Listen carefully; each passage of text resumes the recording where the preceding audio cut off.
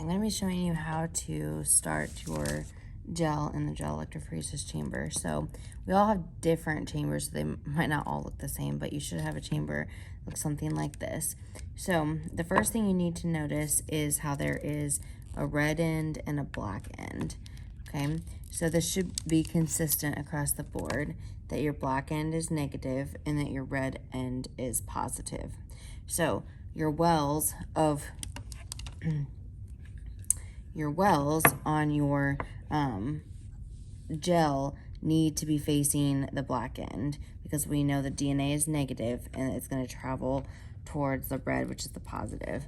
So you're going to get your gel out of your baggie very carefully so that you don't rip it in half. I'm using one of the gel molds to show you. And you're going to get one of these gel casting trays that you use to make the mold, and you're going to sit it gently on the tray. And then on your gel electrophoresis chamber, there should be these little grooves. So essentially that's so that you could run multiple gels at once if you wanted to. But the grooves also correspond to this here, that you can set that down in there, and then it won't allow this to move around in the fluid. Okay, so you're going to set that in there.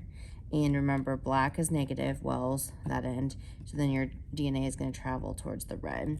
Then you're going to take some of the buffer that I have given you, and you're going to pour it over the top. You're going to start at the ends, filling it up so that it starts to go underneath the gel. Then you're going to go to this end, fill it up. And you're going to do this slowly so that the gel doesn't go flying away. You're going to kind of go back and forth. You want it to be filled up to the point that your wells are covered by just enough water to cover the tops of the lanes. So let's come a little closer here. Okay, so this is what it should look like now. All right, so what you're then going to do is you're going to use all of the tubes that you've been given yesterday. And you're going to need to reheat the samples, okay? So I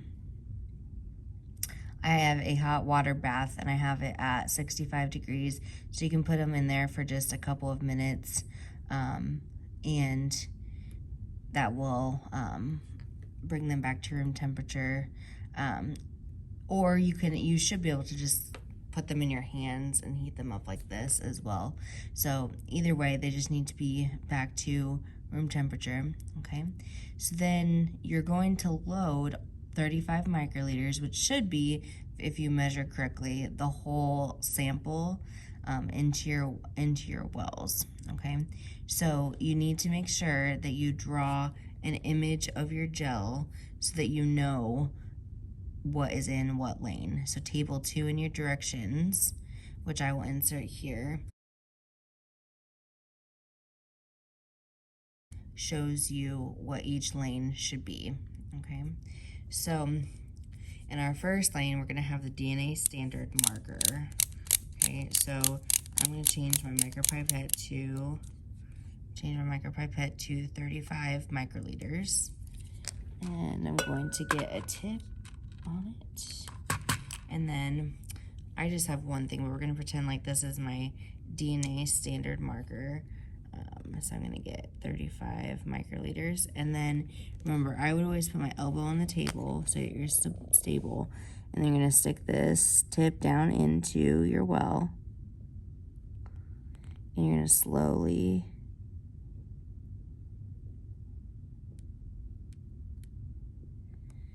aliquot that, okay?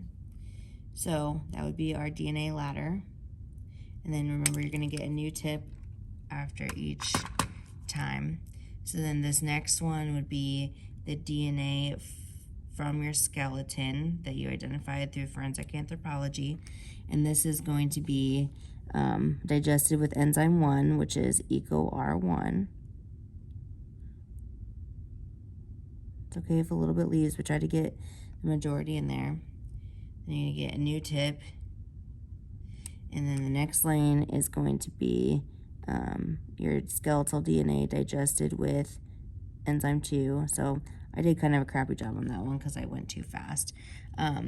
So you'll do that with all of your samples, okay? In this image that I inserted, you should see what my abbreviations were so that you have a reminder of that as well. So skeletal DNA with enzyme 1 was SK1, there's SK2, and missing person, and then missing person 1 with enzyme 1, missing person 2, 1 with enzyme 2, etc. And those are your 4 tubes that you had, okay? And so those you will just put in order, but then you need to draw an image of this to see what it would look like, okay? And what is in what lane. Okay, now after you've done that, you're going to put your cover on. Make sure you match the colors up. So you're going to do this. Make sure it's nice and secure on both ends, like such. Okay, and then you should have some kind of power supply. You're gonna have to share people next to you, but power supplies look something like this. So then you're gonna connect red to red, black to black, and turn it on. You're gonna wanna turn it to the higher of the settings. So on this one, 50 volts, and you're just gonna let it run. It will most likely not get done within the period. I'll have to stop it for you.